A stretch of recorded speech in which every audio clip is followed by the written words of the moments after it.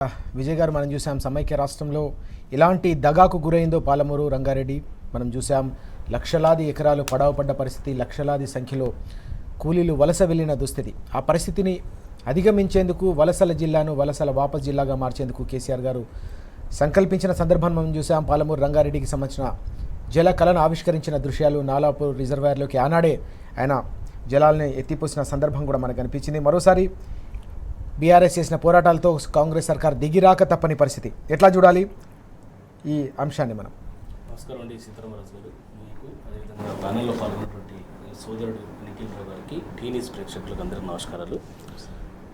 దశాబ్దాలుగా ఉమ్మడి మహబూబ్నగర్ జిల్లాని ఎంతో నిర్లక్ష్యానికి గురైనటువంటి పాలమూరు జిల్లా సమైక్య పాలకులు ఏనాడు కూడా ఆ జిల్లాని పట్టించుకునేటువంటి ఒక పాపాన పోలేదు.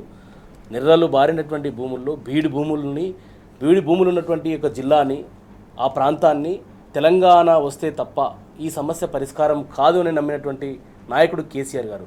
అందుకోసమే తెలంగాణ ఉద్యమంలో నీళ్లు, నిధులు, నియామకాలు అన్నటువంటి ఒక ట్యాగులను పెట్టుకొని ఉమ్మడి పాలమూరు జిల్లాలో ఉన్నటువంటి అన్ని పెండింగ్ ప్రాజెక్టులు మేము చిన్నగా ఉన్నప్పటి నుంచి చూస్తూ ఉన్నాం.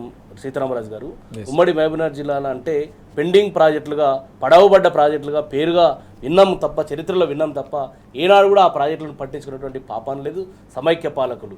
గతంలో మీరు చూసినట్లయితే పాలమూరు జిల్లా నుంచి బొంబాయికి, బొగ్గుబాయికి వలసలు వెళ్ళినటువంటి పరిస్థితి నుంచి, మైగ్రేషన్ వెళ్ళినటువంటి పరిస్థితి నుంచి తెలంగాణ వచ్చిన తర్వాత కేసీఆర్ గారు చేసినటువంటి విప్లవాత్మక నిర్ణయాల వల్ల నెట్టెంపాడు కావచ్చు, కల్వకుర్తి కావచ్చు, భీమా కావచ్చు, కోయిల్ సార్ కావచ్చు, 4 ప్రాజెక్టులు జిల్లాలో పెండింగ్ ప్రాజెక్టులని రన్నింగ్ ప్రాజెక్టులుగా చేసి తెలంగాణ వచ్చిన తర్వాత కేసీఆర్ గారు దాదాపుగా 10 లక్షల ఎకరాలకు నీరు ఇచ్చినటువంటి అపర భగీరథుడు కేసీఆర్ గారు. ఉమ్మడి మహబూబ్నగర్ జిల్లా వ్యాప్తంగా ఎక్కడ చూసినా కూడా, ఏ హైదరాబాద్లో చూసినా, ఏ గలీలో చూసినా పాలమూరు వలస కార్మికులుగా పేరున్నటువంటి దాన్ని వివిధ రాష్ట్రాల నుంచి, పక్క రాష్ట్రాల నుంచి మన రాష్ట్రానికి ఉమ్మడి మహబూబ్నగర్ జిల్లాకు వచ్చి వలస కార్మికులు కూలీలుగా వచ్చి పనిచేసినటువంటి పరిస్థితికి తీసుకొచ్చినంటే అది కేసీఆర్ గారు చేసినటువంటి ఒక ప్రయత్నమే తప్ప ఇది మరొకటి కాదని చెప్పేసి చెప్పక తప్పదు. ఇది కాక ఇది సరిపోదు, ఇంకా 12,30,000 ఎకరాలకు కొత్త ఆయకట్టుకు ఉమ్మడి మహబూబ్నగర్ జిల్లాకు, రంగారెడ్డి జిల్లాకు, నల్లగొండ జిల్లాకు ఆయకట్టుకు పెంచాలనేటువంటి ఒక గొప్ప ఆశయంతో, లక్ష్యంతో కేసీఆర్ గారు పాలమూరు రంగారెడ్డి లిఫ్ట్ ఇరిగేషన్ పథకానికి శ్రీకారం చుట్టారు. 2015 సంవత్సరంలో దాదాపుగా 90 టీఎంసీల నీటి కేటాయింపులు చేసి ఆ రోజు దాదాపుగా 63 టీఎంసీల సామర్థ్యం కలిగినటువంటి రిజర్వాయర్లని నార్లాపూర్ కావచ్చు, కరివెన కావచ్చు, ఏదుల కావచ్చు, ఉదండాపూర్ కావచ్చు, ఇది బొట్టెం కావచ్చు లాంటి రిజర్వాయర్లని నిర్మించినటువంటి నాయకుడు కేసీఆర్ గారు. దాదాపు 145 మెగావాట్ల ఒక్కొక్క పంపు సామర్థ్యం, 145 మెగావాట్ల సామర్థ్యం కలిగినటువంటి పంపులని బిగించి ఆ రోజు కేసీఆర్ గారు 2015 ప్రారంభించి 2023 సెప్టెంబర్ 15 తారీఖు రోజున జాతికి అంకితం చేసినటువంటి, ప్రారంభం కూడా చేసినటువంటి వ్యక్తి కేసీఆర్ గారు. అదే నార్లాపూర్లో గతంలోనే వెట్రన్ను పూర్తి చేసి దాదాపుగా 1/2 టీఎంసీ నీళ్లను కూడా తోడినటువంటి పరిస్థితి. ఈరోజు ఏదో రేవంత్ రెడ్డి గారు చేస్తుంది ఏదో కొత్త కాదు. కేసీఆర్ గారు 2023లోనే సెప్టెంబర్లోనే వెట్రన్ని ట్రయల్ రన్ని పూర్తి చేసి ప్రజలకు నీళ్లు ఇస్తున్నామని చెప్పినటువంటి పరిస్థితి. నార్లాపూర్ నుంచి కరివెన వరకు దాదాపు ఒక 8 కిలోమీటర్ల దూరంలో ఉంటే 8 కిలోమీటర్లలో ఒక 2.5 కిలోమీటర్లు పెండింగ్ ఉన్నటువంటి దాన్ని అది పూర్తి చేయక, అది పూర్తి చేస్తే మిగతా రిజర్వాయర్లకు కూడా నీళ్ళు వచ్చేటువంటి పరిస్థితి ఉండేది. దాదాపు 31 మాసాలుగా పాలమూరు రంగారెడ్డి లిఫ్ట్ ఇరిగేషన్ పథకానికి పడావు పెట్టినటువంటి వ్యక్తి ఎవరైనా ఉన్నారంటే ఇలా రేవంత్ రెడ్డి గారిని చెప్పక తప్పదు. సీతారామరాజు గారు, నేను పాలమూరు బిడ్డని, నేను నల్లమల్ల బిడ్డని చెప్పుకున్నటువంటి రేవంత్ రెడ్డి గారు అదే పాలమూరు ప్రాజెక్టుని దాదాపుగా 90% పనులు పూర్తి చేసి, కేసీఆర్ గారు 10% పనులు పెండింగ్ ఉన్నాయి. దాదాపుగా 2023 ఎన్నికలకు ముందే కాలువలకు కూడా టెండర్లు కూడా పూర్తి చేసినటువంటి వ్యక్తి కేసీఆర్ గారు. ఆ టెండర్లని కాంగ్రెస్ ప్రభుత్వం వచ్చినట్టునే ఆ టెండర్లను రద్దు చేసింది. అంటే రిజర్వాయర్లు పూర్తి చేసి కాలువలు తవ్వే పరిస్థితికి వచ్చినటువంటి దాన్ని రేవంత్ రెడ్డి గారు వచ్చి దాన్ని ఆదిలోనే అంతం చేసినటువంటి పరిస్థితి చూసాం మనం. ఎందుకంటే అది పూర్తయితే కేసీఆర్ గారికి పేరు వస్తుందనే ఒక అక్కసుతో రేవంత్ రెడ్డి గారు ఒక కుటిల రాజకీయ నీతికి పాల్పడేటువంటి పరిస్థితి చూసినాం.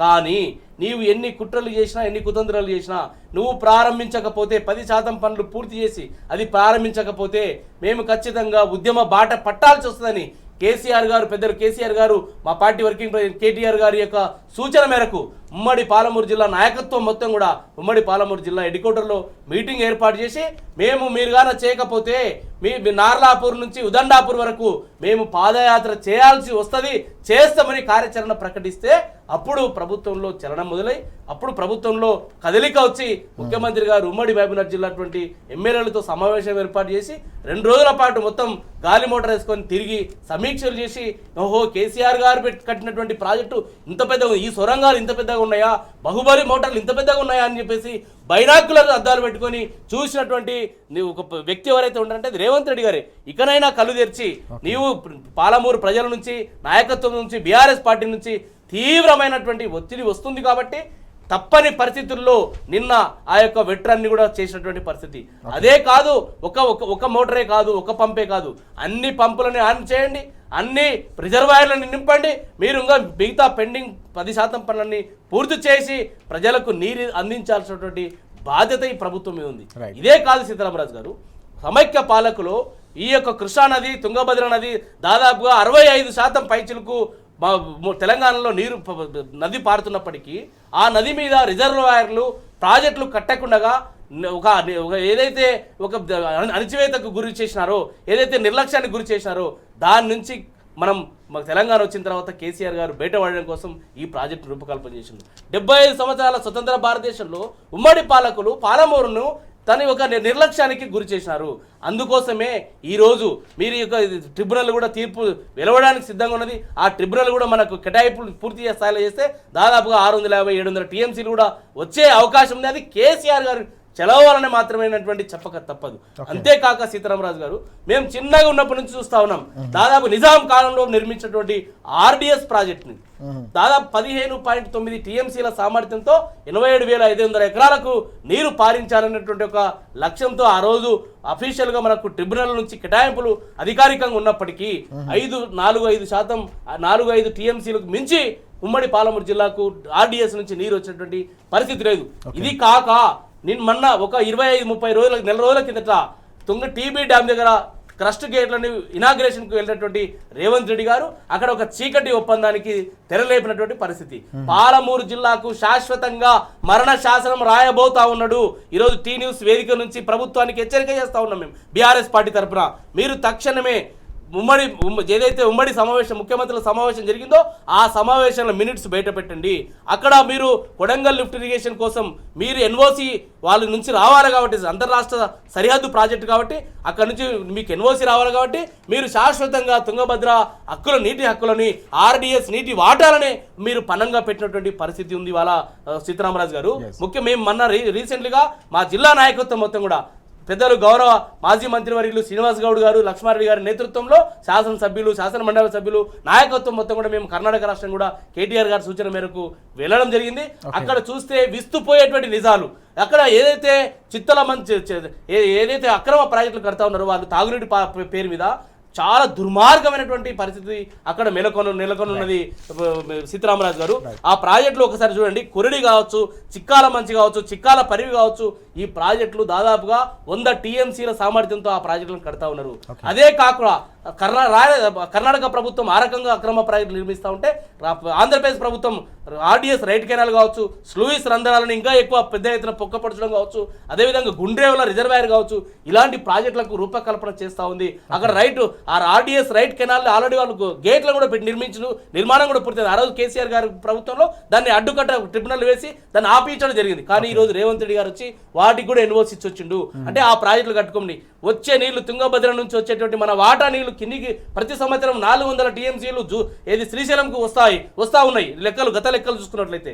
కానీ ఈ రోజు ఆ ప్రాజెక్టులు కర్ణాటక కావచ్చు, ఆంధ్రప్రదేశ్ కావచ్చు, ఆ ప్రాజెక్టులు పూర్తి చేస్తే మనకు శ్రీశైలంకు నీళ్లు దాదాపుగా 100 టీఎంసీలు కూడా వచ్చే అవకాశం లేదు. ఒకవేళ అదే జరిగితే మన కలవకుర్తి, నెట్టంపాడు, భీమా, కోయల్ సాగరు, పాలమూరు రంగారెడ్డికి మరణ శాసనం రాయబోతూ ఒక ఆర్డిఎస్ సమస్య కాదు, ఇది నడిగడ్డ సమస్య కాదు, ఇది ఎంటైర్ తెలంగాణ సమస్య కాబోతా ఉంది. ఈ విషయాన్ని ప్రభుత్వం గుర్తుంచుకోవాలి. ఈ కర్ణాటక, ఆంధ్రప్రదేశ్ అక్రమ ప్రాజెక్టుల నిర్మాణాలని అడ్డుకట్ట వేయకపోతే బీఆర్ఎస్ పార్టీ తరఫున పెద్ద ఎత్తున ఉద్యమ కార్యాచరణ కూడా చేయాల్సిన పరిస్థితి వస్తుంది. కాబట్టి రేవంత్ రెడ్డి గారు నేను పాలమూరు బిడ్డని, నేను నల్లమల్ల బిడ్డని అని చెప్పుకోకండి. మీరు పాలమూరుకి ద్రోహం చేస్తున్నారు. తల్లి పాలు తాగి తల్లి రొమ్ము గుద్దేటట్టు నీ యొక్క గురువు అయినటువంటి చంద్రబాబు నాయుడు గారికి దారాదత్తం చేయడం కోసం కృష్ణ తుంగభద్ర నది అఫీషియల్గా అస్యూర్డ్ వాటర్ మన కేటాయింపులు ఉన్నటువంటి నీళ్లను కూడా కోల్పోయేటువంటి పరిస్థితి ఉంది వాళ్ళండి. ఆర్డిఎస్ ఒకసారి చూసినట్టయితే అక్కడ సిల్ట్ పేరుకపోయి ఉన్నది. అక్కడనేమో రాయలసీమ వైపు మాత్రము మొత్తం ఇట్లా క్రాస్ ఉన్నది, ఇటువైపు మాత్రం మిట్టగా వారి ఉన్నది. అంటే ఏం సంకేతాలు ఇస్తున్నారు? దాని నుంచి కదా మీరు మాట్లాడాల్సింది. ఆ సమస్యను పరిష్కారం కావాలని కదా మీరు ఉమ్మడి ముఖ్యమంత్రులు, ముగ్గురు ముఖ్యమంత్రులు చంద్రబాబు నాయుడు, రేవంత్ రెడ్డి, డికే శివకుమార్ల ఉమ్మడి సమావేశంలో అవి కానీ నిర్ణయం తీసుకోవాల్సింది. కర్ణాటక, ఆంధ్రప్రదేశ్ అక్రమ ప్రాజెక్టులు ఆపాలని కదా చేయాల్సింది. ఏది ఏమైనప్పటికీ ఈరోజు కేసీఆర్ గారు, కేటీఆర్ గారి యొక్క ఒత్తిడి మేరకు, బీఆర్ఎస్ పార్టీ ఒత్తిడి మేరకు మా నాయకత్వం మొత్తం కూడా పాదయాత్ర చేస్తామని హెచ్చరికలు చేస్తే తప్ప ఈరోజు నార్లాపూర్ పంపుని ఆన్ చేసేటువంటి పరిస్థితి లేదు. ఇదే కాదు మొన్న కేటీఆర్ గారు కన్నేపల్లి రిజర్వాయర్కి కన్నేపల్లి పంపులు ఆన్ చేయాలని చెప్పేసి జూలై 5వ తారీఖు రోజున అక్కడ పెద్ద ఎత్తున అక్కడికి వెళ్తే అప్పుడు ప్రభుత్వం నుంచి ఒక చర్చ మొదలైంది. ఒక ప్రభుత్వానికి ఒక ఎజెండా సెట్ చేసింది ఇలా బీఆర్ఎస్ పార్టీ. మీరు నీళ్లు ఇస్తారా, నీళ్ళు ఇవ్వరా? మేము నీళ్ళు ఇవ్వాలని మా నాయకత్వం పడితే లేదు మేము నీళ్ళు ఇవ్వము, మీ కేటీఆర్, కేసీఆర్, హరీష్ రావు గారి యొక్క రక్తాన్ని ఆ పొలాల్లో కొవ్వురి పారిస్తే నీళ్లు పంటలు పండుతాయనేటువంటి దుర్మార్గమైనటువంటి జుగుత్సాకరమైనటువంటి మాటలు మాట్లాడుతున్న ముఖ్యమంత్రి గారు రిటైర్డ్ ఇంజనీర్లు అండి. కన్నేపల్లి నుంచి నీళ్ళు పంపులు ఆన్ చేయండి అని చెప్పేసి లేఖ రాస్తే వీళ్ళని చెర్లపల్లి జైలు పంపిస్తా, బెల్ట్ ట్రీట్మెంట్ ఇస్తా అని చెప్పేసి మాట్లాడేటువంటి ఒక మూర్ఖపు ముఖ్యమంత్రి. ఈ యొక్క ఉమ్మడి ఎక్కడ స్వతంత్ర భారతదేశంలో ఎంటైర్ భారతదేశంలో ఏ ముఖ్యమంత్రి మాట్లాడినటువంటి నీచమైనటువంటి కుసంస్కారి ఈరోజు రేవంత్ రెడ్డి గారు ఉన్నారు. ఇలాంటి వ్యక్తి తెలంగాణకు ఉండడము దురదృష్టకరము. మళ్ళీ నేను ఏదో ఒక పెద్ద అవగాహన లేకుండా నోటికి ఏదొస్తే అది మాట్లాడడం ఇది సబబు కాదు.